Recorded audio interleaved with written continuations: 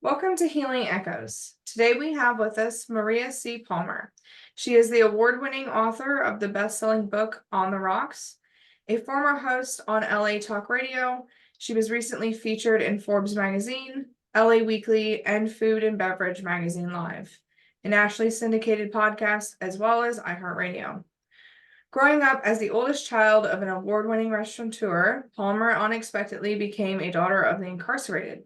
This experience ignited an interest in working for Get on the Bus, a nonprofit dedicated to uniting children with their incarcerated parents. Hey, Maria. Hi, Caitlin. How are you? Great. How are you doing? Thank you. Thanks so much for having me on. I'm great. Of course, I'm really looking forward to our conversation today. So I know I did, the little intro, but please just start by telling us, more about you. Sure. So it is a pleasure for me to be here and to start the new year with you. My name is Maria C. Palmer. I am both a writer of the award-winning best-selling book On the Rocks, and I'm also a grant writer by trade in the nonprofit world. So pretty much my whole mission is devoted to helping people in times of need, and to kind of meeting them where they are. My story is an interesting one. I grew up in America's top 10 Italian restaurant, and my father bought a failing business and really struggled in this little small corrupt town of McKees Rocks, Pennsylvania, that nobody's ever heard of until last year, whenever the Buffalo Bills star Damar Hamlin collapsed on the field. He was in fact from this little town, and he actually has raised, I think, about $9 million for his mom's daycare, which actually shares a back alleyway with which once was my father's restaurant. So Wow. in this restaurant, it was fantastic. And I watched it from absolutely nothing to one of the hottest places during the 80s, early 90s, and 2000s. And we had celebrities and sports stars and you name it, lots of fun going on there. And but all of a sudden, one day it all changed with the knock at my door. And it was the federal government looking for my father. Wow. Somebody had mentioned him in a federal grand jury investigation, and that became the turning point for our very sharp fall, which ended with a stint in federal prison for him for a tax Wow. evasion charge. Wow. Obviously that had to be shocking. How did you deal with that? How did you cope with that? Yeah, it was really shocking because it was very much out of the blue. It Mm-hmm. wasn't that my dad was the subject of a specific investigation or that the federal government thought he had any wrongdoing per se. It was somebody else who they suspected was doing Right. something wrong, ended up mentioning his name to kind of get their get out of jail free pass. And Yeah. when you're 20 years old, that's really heavy information to try to absorb and to get past. And so I had a lot of trouble with anxiety, depression, mainly panic attacks. And Mhm. it really took me moving 3,000 miles away and getting in touch with a crazy swearing nun, who started an organization bringing children to their incarcerated parents for me to be able to start to heal and turn things around for sure. Yeah. So was it meeting that person that kind of was the connection between this traumatic thing that happened and kind of what you do now? I think so. So I think the nonprofit world always had a warm spot in my heart. Mm-hmm. Whenever I was in college, I was doing an internship at an advertising agency, and they had put me on this beat for heating and cooling. Mm-hmm. And it was a particularly cold summer. So nobody was interested in air conditioning, nobody was interested in heat. And Right. I did do very well. But the CEO of that company was connected with the Leukemia and Lymphoma Society, and specifically their annual Light the Night walk, which raises awareness and money for leukemia and lymphoma research. And he really wanted to get into the media about this, and I was ripe to try to grant his every wish on that. And I really had such an amazing summer putting together not only his profile and not only his own story of him losing his brother before he was born, but the stories of several other people. And it became almost a calling to me. I loved being able to tell people stories and do it in the name of charity. I thought that that was awesome. Yeah. And so whenever I moved to California and I met my crazy, wonderful nun, I think that she was a path that was familiar to me with the nonprofit field, but also a way for me to come in contact with what I needed in order to kind of move on. You know, Right. sometimes in life, what we need most is what we don't want to face, right? Yeah. Whenever something really ugly is happening to us, we want to run away in the other direction or Mhm. put our tail between our legs. That's what my dogs do, or just shake and, Yeah. not really know where to go. But sometimes it's that very thing that scares the Jesus out of us Yeah. that we need to confront. And for me, it was starting to speak on behalf of Get on the Bus and tell my own personal story, Mhm. and then starting to work for Get on the Bus. And, I thought whenever I started to work for this organization that was taking children to go visit their incarcerated parents once a year for Mother's Day and Father's Day, I thought that I would be the helper, right? I would be the one that Yeah. would be doing all the good. In reality, that's just not what happened at all. It was the families, the volunteers, the people that I worked with. They helped me. They helped me to understand larger themes in life Mhm. that somebody in their early 20s at the time was really having trouble grappling with. They Yeah. had me helped me to understand things like unconditional love and forgiveness and Mhm. not having to live in a bath of shame every day, Yeah. and being able to pick yourself up from your bootstraps and resiliency and all of these wonderful things that I really credit to them as to Yeah. why I am the way that I am now. It's just a beautiful thing, and it never would have happened had that knock at my door not occurred. Yeah. So you can kind of see how it became a positive for sure. I think it's beautiful, like you said, you went into it thinking you were going to be the helper and you walked out with like all these really vital life lessons. That's really beautiful. So do you still work with Get on the Bus now? Do you work with any other charities or nonprofits? So, Get on the Bus will always have a very soft spot in my heart. Whenever I originally moved back to the East Coast to be a little closer to my family, Mm-hmm. at that first year or so, I was a consultant there. Mm-hmm. Since then, I've kind of moved on and I'm at a charity out here called the St. Paul's Community Development Corporation. Mm-hmm. We do work with individuals who are on probation and parole that have just been released from prison, Gotcha. but we do more of the basic needs types of Mm-hmm. services. So we have a food pantry that serves about 3,000 heads of household per year. We Wow. have a emergency men's shelter that has capacity for 40 men in barrack style housing Nice. throughout the year, 365 days a year. Wow. We have an AmeriCorps program through the county, which we have AmeriCorps members at our office. We also farm them to other places in the county. We have two full service community schools. So these are basically, if you think of that Google model of Mm-hmm. being able to bring all of the programs and services into the space where you live and work, so you never have to go home.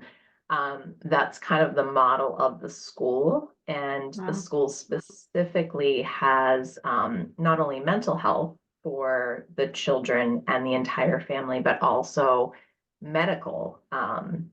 So children can actually see a pediatrician without ever leaving the school.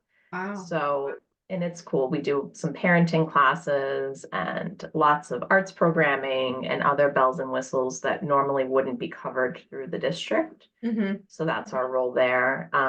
We also have a single residence occupancy for 5 single women without children. That's permanent housing.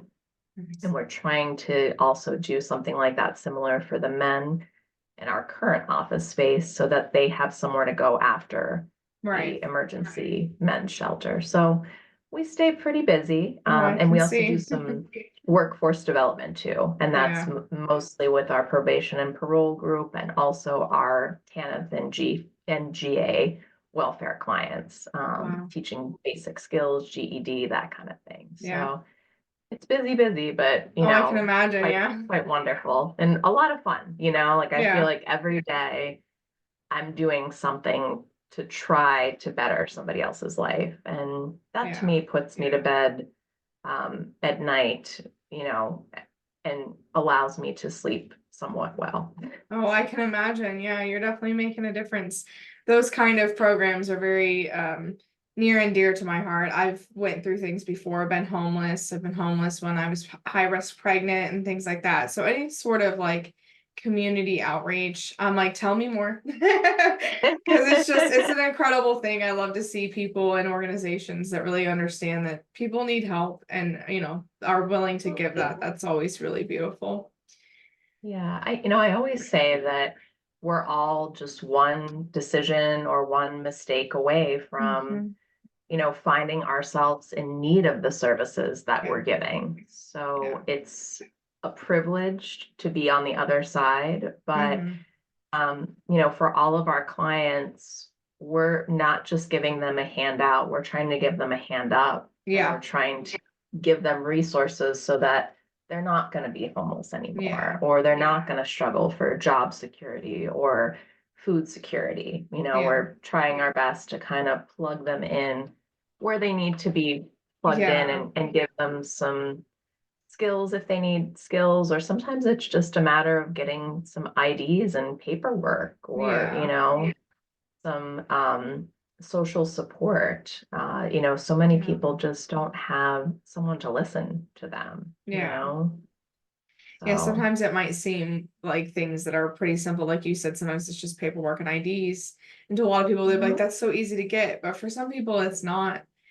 So No, really it's looking at not. it as like you have the immediate as well, but also like the long-term stability that you're trying to offer them.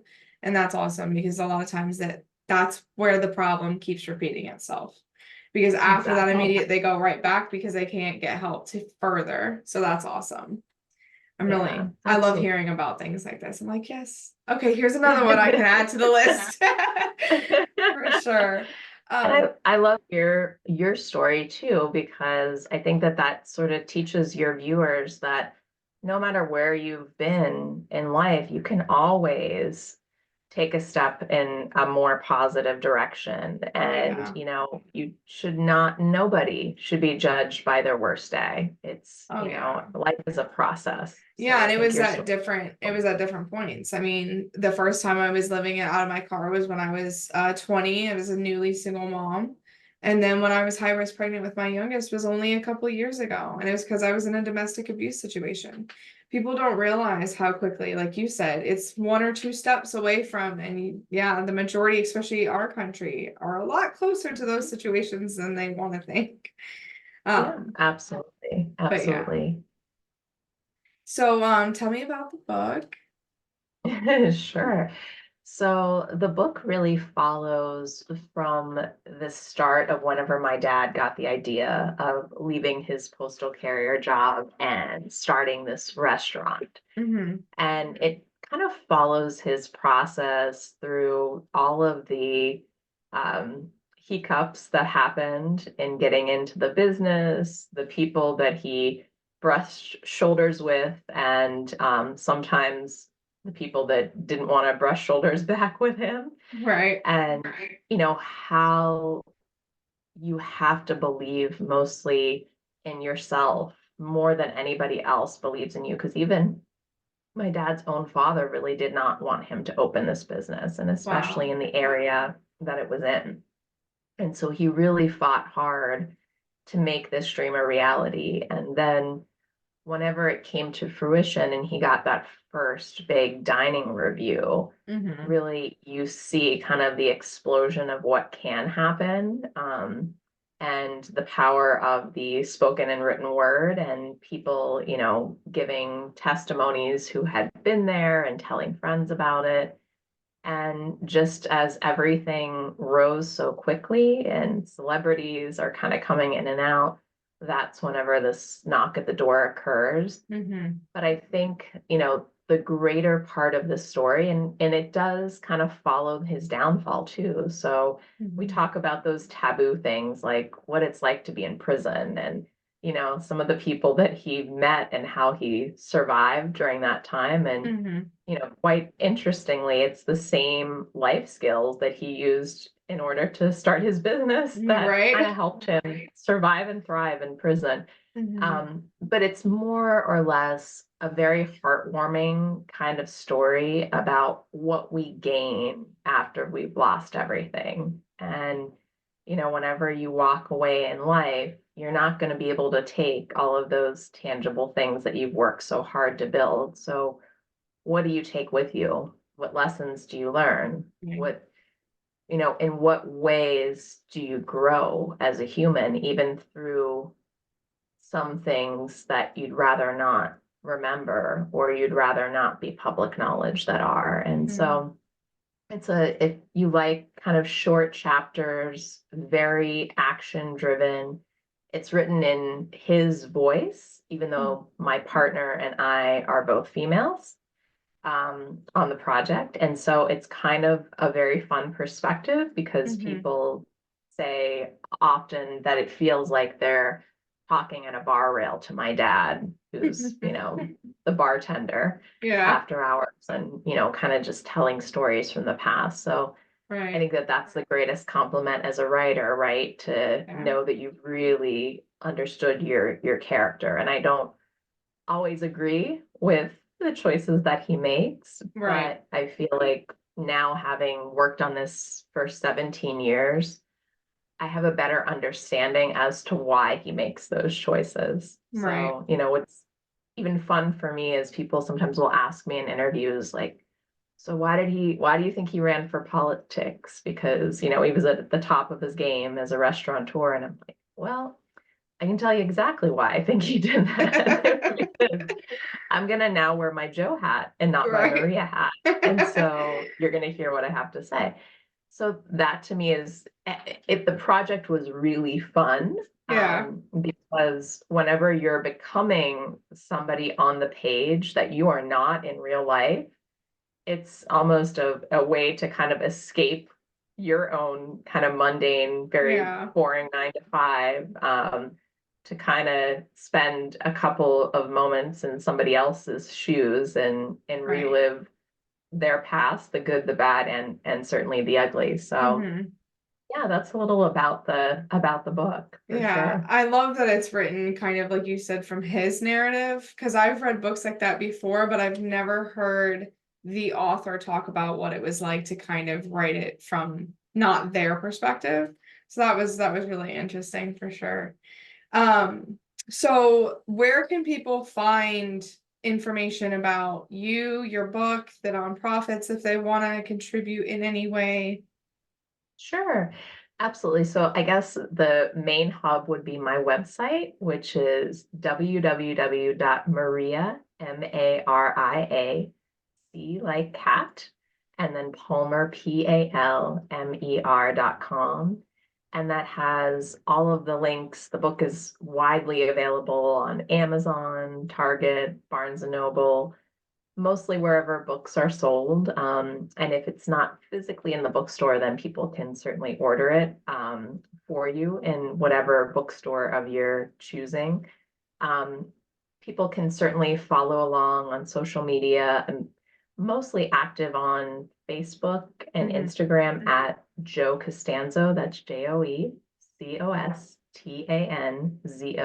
prima donna, Primadonna. And we have lots of events where, mostly I would say in the New York City area and also Pittsburgh, Pennsylvania, but I'm branching out this year. I decided new year, got to challenge myself. I do have an event that's upcoming in a week, I guess, a week and some change, Hmm. um, outside of Orlando in Kissimmee, Florida. I'm That's going to do awesome. a cooking book. So we're going to be cooking some good homemade Italian food and then sitting down for a little book discussion, Q&A, and signing afterwards. I have lots of book signings all around. I'm going to be doing another event, I think, in Bristol, Rhode Island in the first quarter of this year. So lots of fun. You're gonna be all Please over. connect. Yeah, please do connect. I always enjoy hearing from people. And, I'll say this not only just on the Rocks' behalf, but just for anybody, if you read a book that you absolutely love, and, especially if it's not a book that's in the quote unquote mainstream, certainly do spend some time and just do a very short review on Amazon, even if you say great book Oh and give yeah. it a hearty number of stars, or on Goodreads. This helps authors so much, especially authors that are just starting out. So that's my little spiel for the new year. Find works that you like, and Yeah. definitely the largest compliment, I always say it's like a little squeeze for an author, is to certainly review the book and Yeah. tell them that you enjoyed it for Yeah, it sure. makes a huge difference for sure. Well, you'll have to send me the info about when you'll be in Kissimmee because that's close to me. It's actually where my in-laws are. So Oh, I I'll might get to actually meet you in person. January 11th. That's awesome. That's coming up really Yeah. quickly. Yes, I would Okay. love it if you could come. That would be awesome. Yeah. I don't get to meet many of my guests in person, so that would be quite cool. Yeah, yeah, absolutely. I'll send you a flyer too, and feel free to pass it around to whomever. So that'd be Absolutely. awesome. Well, I appreciate you coming on so much. I think you have a really incredible story. It's not one you hear very often. And I actually look forward to reading your book myself. Thank you. Thank you so much, Caitlin. It's been my pleasure. Of course.